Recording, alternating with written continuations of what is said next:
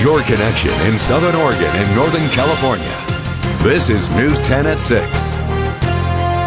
Good evening, I'm Trish Close. I'm Rick Tillery, thanks for joining us. The city of Grants Pass has a little extra patrol help, but it's not human. City has installed 16 cameras in 3 parks. News 10's Jessica DeNova tells us how some residents feel about being watched a little closer in tonight's top story at 6.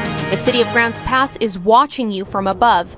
Parks and Community Development Director Black says the city has installed 4 camera pods, each with 4 cameras in 3 parks. 2 of them in Riverside Park, our main park in our center of our city, and then we have one in Morrison Park, which is mainly a baseball and softball field park. And then we have one more that's going up very shortly in a park called Tussing Park. Black says it's not to keep an eye on residents enjoying the public property, but rather on those threatening its safety. We have had instances of vandalism inside the parks, and very seldomly we'll have issues with people crimes where we have assaults and things like that. Cindy Thacker agrees with the new surveillance. Thacker says during her daily walks at the park, she has witnessed all kinds of criminal activity and is glad to see someone else is watching her back. I always watch my back, and you're always worried, somebody's going to come at you. So, I think that would be super, and that's great.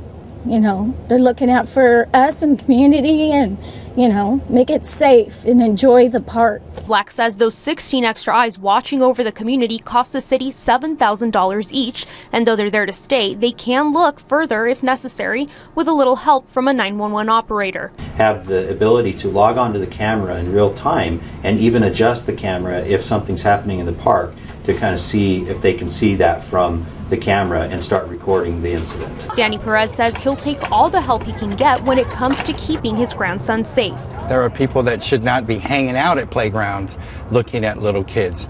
It is a parent's responsibility to watch after our children, but also at the same time, I believe that those things can do justice for in case anything does go wrong. Covering your news in Grants Pass, Jessica DeNova, News 10.